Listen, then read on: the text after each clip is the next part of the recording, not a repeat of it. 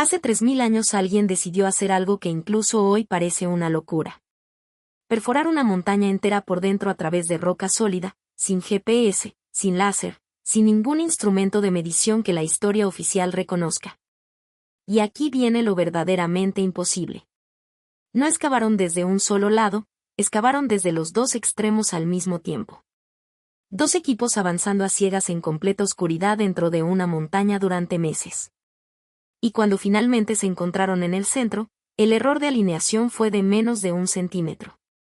Menos de 1 centímetro en 100 metros de túnel a través de roca viva hace 3000 años. Piensa en eso un momento.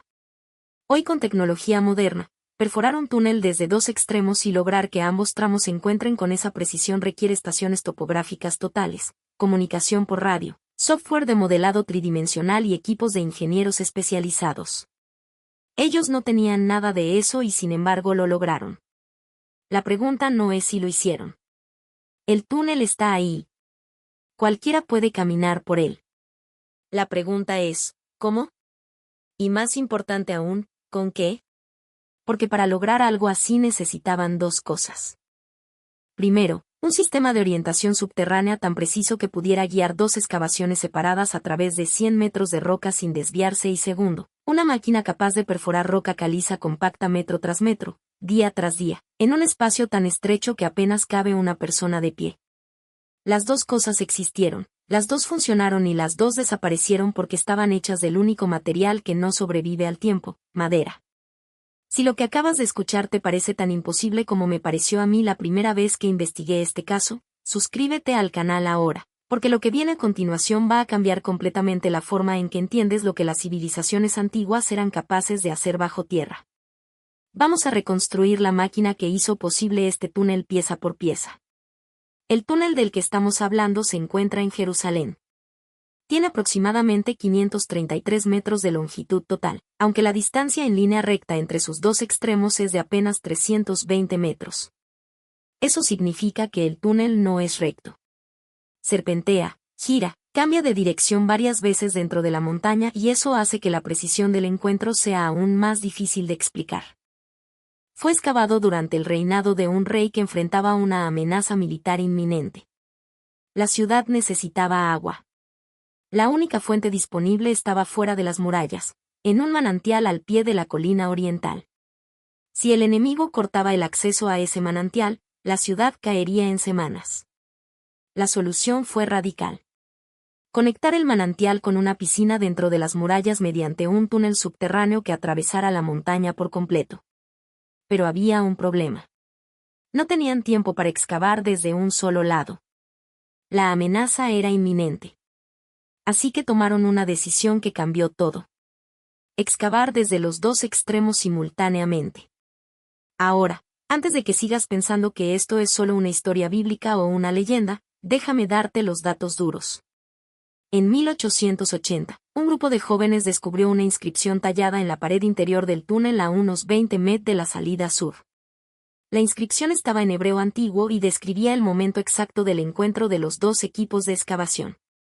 Describía cómo los trabajadores podían escuchar los golpes de los picos del equipo contrario a través de la roca. Describía cómo ajustaron la dirección en los últimos metros, guiándose por el sonido, y describía el momento en que el agua comenzó a fluir desde el manantial hasta la piscina. Esa inscripción es una de las piezas de escritura hebrea antigua más importantes jamás encontradas. No es un mito. Es un reporte de ingeniería tallado en piedra por las mismas personas que hicieron el trabajo y lo que describe es técnicamente extraordinario.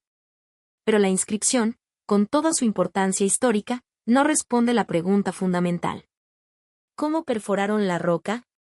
La caliza de Jerusalén no es una roca blanda, es una caliza dura, compacta, que ha resistido milenios de erosión. Perforarla con herramientas de bronce y cobre, que eran los metales disponibles en esa época, es posible, pero es extraordinariamente lento y el túnel tiene una sección promedio de 1,60 de alto por 60 centímetros de ancho. Eso significa que los trabajadores apenas podían moverse. No podían usar movimientos amplios, no podían hacer palanca con herramientas largas. Estaban trabajando en un espacio donde apenas cabían de pie en completa oscuridad, respirando aire viciado, golpeando roca metro tras metro. Los cálculos más conservadores estiman que la excavación tomó entre 3 y 4 años. Eso significa un avance promedio de entre 30 y 40 centímetros por día en roca sólida con herramientas de bronce en un espacio del tamaño de un armario. Pero aquí es donde la historia oficial empieza a quedarse corta porque 30 centímetros al día con picos de bronce golpeando roca caliza a mano en un espacio tan reducido es casi imposible de sostener durante años. El bronce se deforma con cada golpe. Los picos necesitan ser reforjados constantemente. Los trabajadores se agotan en minutos dentro de un espacio sin ventilación y el material excavado tiene que ser retirado hacia atrás por un túnel que se hace más largo cada día.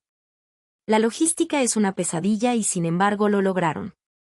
No solo lo lograron, sino que lo hicieron con una precisión que sugiere que el proceso no era tan primitivo como nos han contado. Cuando los arqueólogos modernos estudiaron las paredes del túnel con detalle, encontraron algo que no esperaban. Las marcas de herramienta en la roca no son aleatorias, siguen patrones.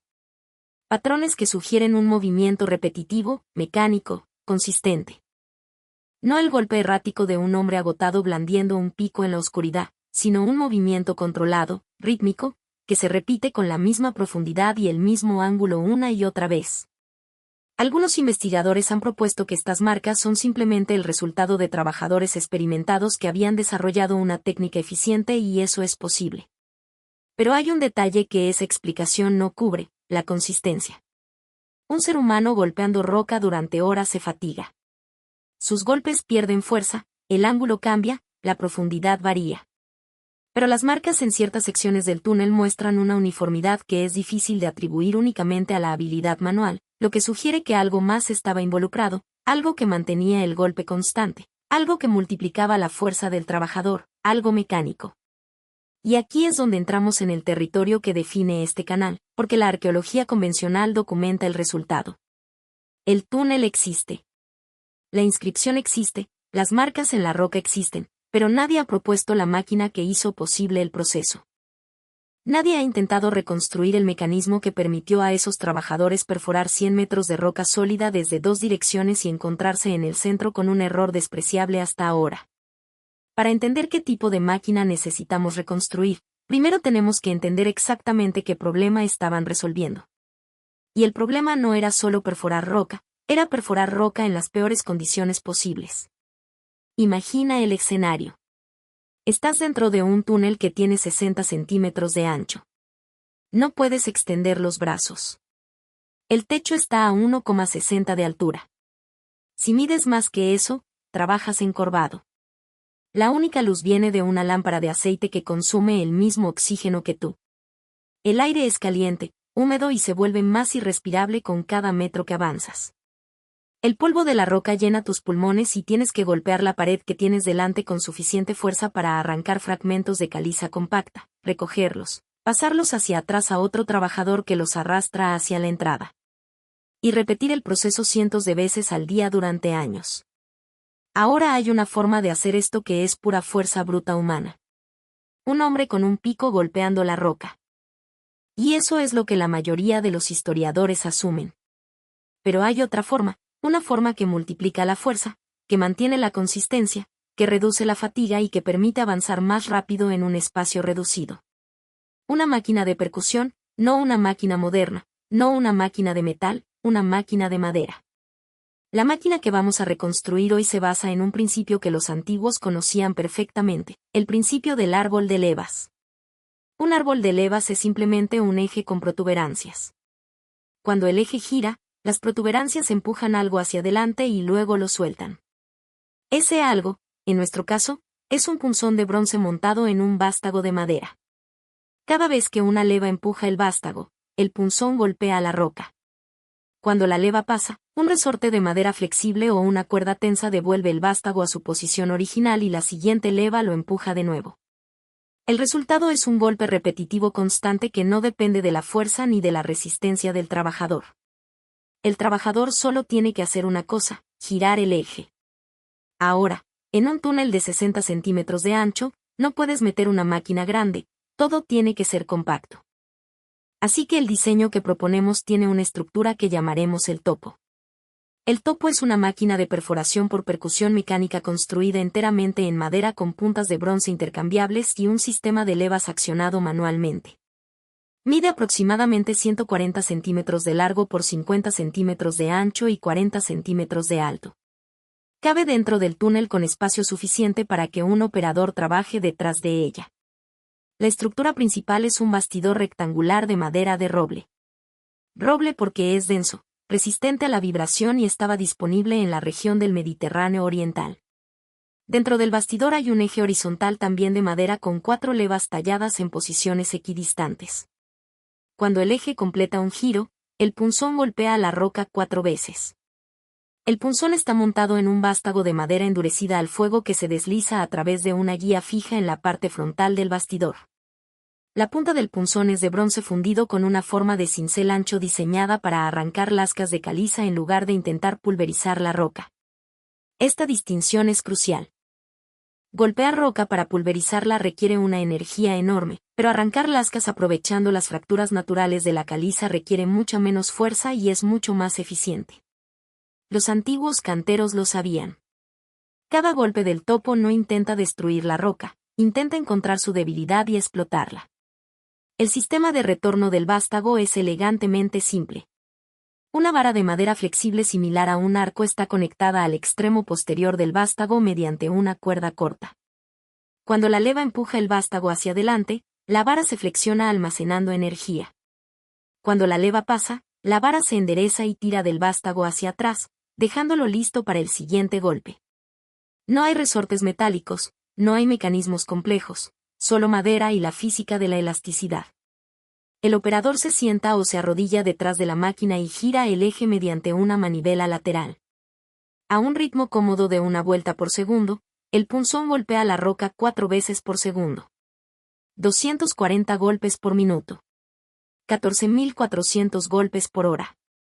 Cada golpe con la misma fuerza. Cada golpe con el mismo ángulo, sin fatiga, sin variación, sin pausa. Compara eso con un hombre blandiendo un pico. Un trabajador experimentado puede dar quizás 40 golpes por minuto con un pico manual, pero cada golpe consume energía. Después de 10 minutos, la frecuencia baja. Después de 30 minutos, necesita descansar. En 1 hora real de trabajo, quizás logra 100 golpes efectivos. El topo entrega casi 10 veces más golpes por hora y cada uno de esos golpes es consistente. Pero la velocidad de percusión no es la única ventaja. Hay algo más, algo que resuelve uno de los mayores problemas de la excavación manual en un espacio reducido. Cuando golpeas roca con un pico, necesitas espacio para el movimiento del brazo. Necesitas poder levantar la herramienta por encima de tu cabeza o al menos a la altura de tu hombro. Para generar suficiente fuerza en un túnel de 1,60 de alto. Eso es casi imposible. Estás encorvado. Tus movimientos están limitados. La fuerza que puedes generar es una fracción de lo que lograrías en campo abierto. El topo elimina ese problema completamente. El movimiento es horizontal. El punzón avanza y retrocede en línea recta. No necesita espacio vertical. Toda la energía del golpe va directamente contra la roca, sin pérdida por ángulo ni por limitación de movimiento.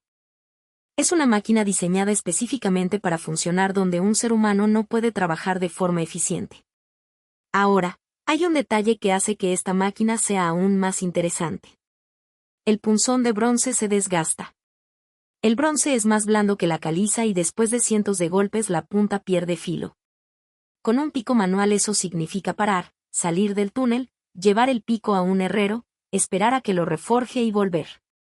Con el topo, el vástago tiene un sistema de encaje por cuña que permite cambiar la punta de bronce en segundos. Llevas un lote de puntas afiladas al túnel al inicio del turno y las vas cambiando a medida que se desgastan. Las puntas usadas salen del túnel al final del día para ser reforjadas. El trabajo de perforación nunca se detiene por mantenimiento de herramienta, pero todavía no hemos resuelto el problema más difícil y es el problema que convierte este túnel en uno de los logros de ingeniería más impresionantes de la antigüedad. La dirección, porque no importa cuán eficiente sea tu máquina de perforación si estás excavando en la dirección equivocada. Y recuerda, Estamos hablando de dos equipos excavando desde extremos opuestos de una montaña en completa oscuridad, sin ninguna línea de visión entre ellos, intentando encontrarse en algún punto dentro de la roca. La inscripción encontrada en el túnel nos da una pista extraordinaria. Dice que los trabajadores podían escuchar los golpes del equipo contrario a través de la roca cuando estaban cerca. Eso les permitió ajustar la dirección en los últimos metros, pero eso solo explica el tramo final. ¿Qué pasó con los primeros 400 metros? ¿Cómo mantuvieron la dirección general durante años de excavación sin poder ver absolutamente nada fuera del túnel? Hay varias teorías. Algunas proponen que seguían una fractura natural en la roca. Otras sugieren que usaban pozos verticales intermedios como puntos de referencia, pero la teoría que mejor se ajusta a las evidencias físicas del túnel es más elegante y más ingeniosa. El agua. El manantial que intentaban alcanzar producía agua que se filtraba a través de la roca, siguiendo un camino determinado por la geología natural de la montaña. Esa filtración creaba zonas de humedad dentro de la roca que los excavadores podían detectar. La roca húmeda es más fácil de excavar, cambia de color, cambia de sonido cuando la golpeas. Un excavador experimentado puede sentir la diferencia entre roca seca y roca que tiene agua cerca simplemente por la vibración que transmite la herramienta.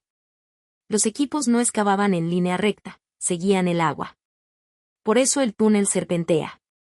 No es un defecto de navegación, es una estrategia de navegación.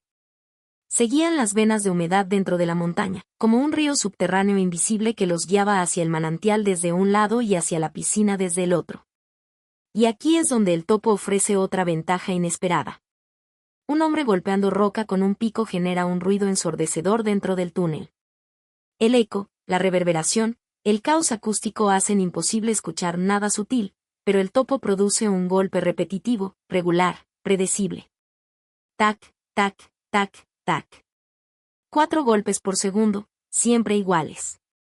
Ese ritmo regular se transmite a través de la roca como una señal.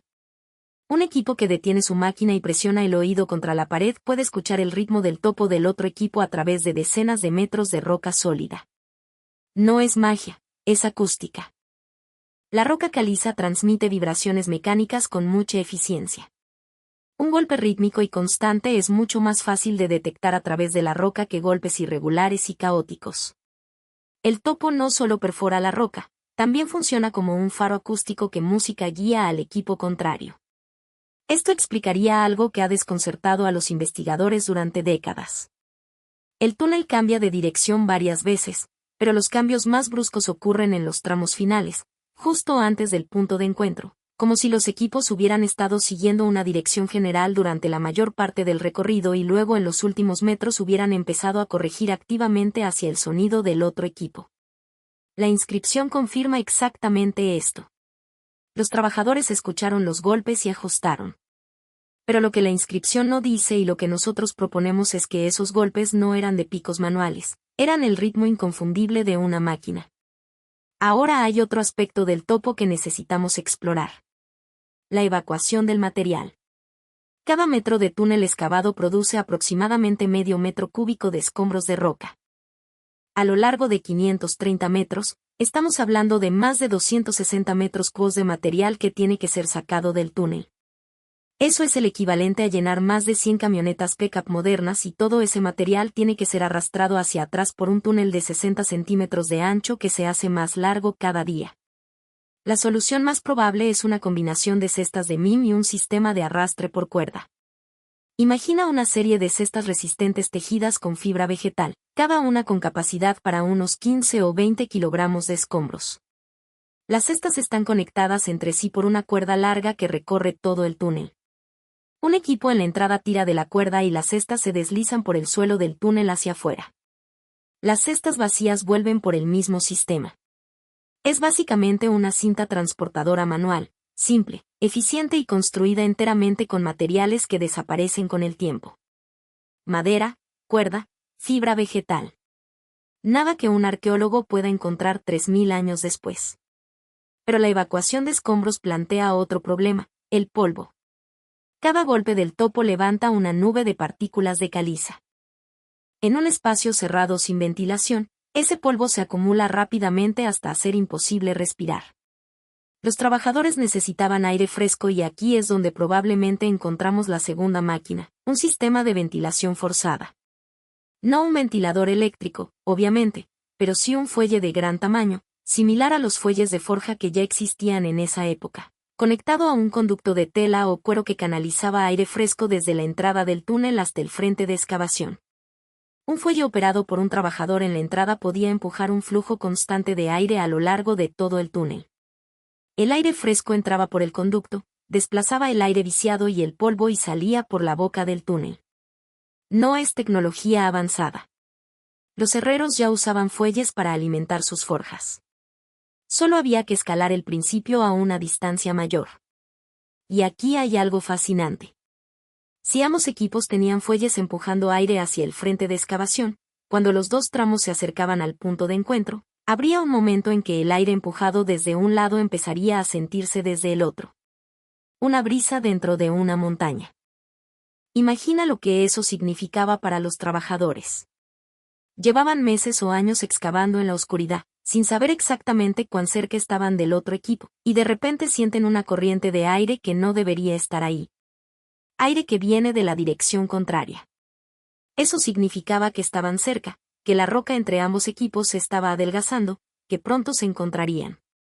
La inscripción menciona que escucharon los golpes, pero es muy probable que antes de escuchar los golpes sintieron el aire. Volvamos a la máquina principal.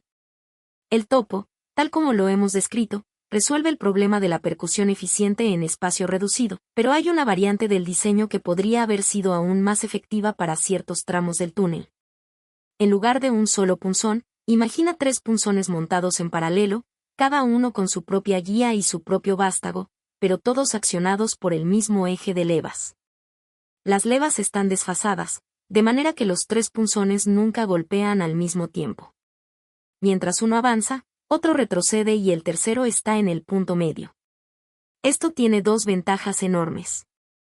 Primera, la carga sobre el eje es más uniforme porque nunca hay un golpe único concentrado, sino una distribución constante de fuerza. El operador siente una resistencia suave y continua al girar la manivela en lugar de picos de esfuerzo con cada golpe. Segunda, los 3 punzones atacan la roca en 3 puntos diferentes simultáneamente, creando un patrón de fractura que debilita una superficie más amplia con cada ciclo. Esta variante de 3 punzones, que llamaremos el topo triple, habría sido especialmente útil en los tramos donde el túnel necesitaba ensancharse o donde la roca era particularmente dura y explicaría las secciones del túnel donde las marcas de herramienta muestran 3 surcos paralelos, a distancias regulares, algo que sería extremadamente difícil de lograr con herramientas manuales, pero perfectamente consistente con una máquina de punzones múltiples. Ahora quiero que pienses en algo. Todo lo que acabo de describir, el bastidor de roble, el eje de levas, los vástagos con resorte de madera, las puntas de bronce intercambiables, el sistema de arrastre por cuerda, los fuelles de ventilación. Todo esto está construido con materiales que existían y eran de uso común hace 3000 años. No estamos proponiendo nada que requiera conocimientos que no existieran. No estamos proponiendo aleaciones extrañas ni mecanismos imposibles. Estamos proponiendo la aplicación inteligente de principios mecánicos simples que cualquier civilización con experiencia en carpintería y metalurgia básica podría haber desarrollado. El árbol de levas existe desde que alguien observó que un tronco con un nudo puede empujar algo al rodar. El resorte de madera existe desde que alguien dobló una rama y la soltó. La guía lineal existe desde que alguien deslizó un palo por un agujero. Son principios tan básicos que es casi imposible que una civilización capaz de fundir bronce no los conociera. Y sin embargo, no encontramos estas máquinas en ningún museo. No encontramos planos. No encontramos descripciones detalladas. ¿Por qué? Porque la madera no sobrevive 3000 años bajo tierra. El bronce se recicla. Se funda y se reutiliza, las cuerdas se pudren, las cestas se deshacen. Todo lo que queda es la roca con sus marcas, la roca con sus patrones, la roca con su testimonio silencioso de que algo más que manos humanas trabajó ahí dentro. Y esto nos lleva a una reflexión más amplia. ¿Cuántas máquinas como el topo existieron a lo largo de la historia antigua? ¿Cuántos dispositivos mecánicos de madera fueron construidos, utilizados durante décadas o siglos, y luego simplemente desaparecieron cuando el material se descompuso. Pensamos en la antigüedad como una era de pura fuerza bruta, miles de esclavos arrastrando piedras, millones de horas de trabajo manual. Pero quizás esa imagen está fundamentalmente equivocada. Quizás las civilizaciones antiguas eran mucho más ingeniosas de lo que les damos crédito. Quizás tenían talleres enteros dedicados a construir máquinas de madera especializadas para cada tarea de construcción. Máquinas de perforación para túneles, máquinas de elevación para bloques, máquinas de corte para canteras, máquinas de transporte para distancias largas. Un arsenal completo de tecnología mecánica que funcionaba perfectamente, que resolvía problemas reales y que desapareció sin dejar rastro porque estaba hecha del material más efímero que existe.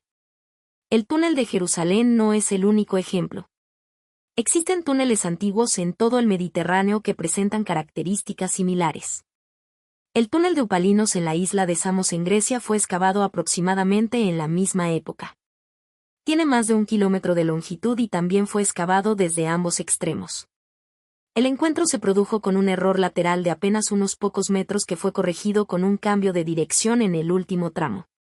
La precisión es ligeramente menor que la del túnel de Jerusalén, pero la longitud es el doble. 1 kilómetro de túnel a través de una montaña desde dos lados hace 2500 años. El túnel de Upalinos ha sido estudiado extensamente por ingenieros modernos que han intentado explicar cómo se logró la alineación. La teoría más aceptada es que se utilizaron principios de geometría aplicada, probablemente derivados de los conocimientos que más tarde sistematizaría la escuela pitagórica. Mediciones en la superficie de la montaña, triangulación, cálculos de ángulo y distancia que luego se transferían al interior del túnel mediante marcas de referencia. Es plausible, es lógico, pero deja sin responder la misma pregunta de siempre. ¿Con qué herramientas perforaron la roca? Porque la roca de Samos es caliza similar a la de Jerusalén y el túnel tiene dimensiones igualmente reducidas. Los mismos problemas de espacio, los mismos problemas de ventilación, los mismos problemas de evacuación de escombros y probablemente las mismas soluciones. Lo que estamos viendo cuando conectamos música a estos puntos es algo que la arqueología convencional rara vez articula de esta manera. No estamos viendo logros aislados de genialidad individual.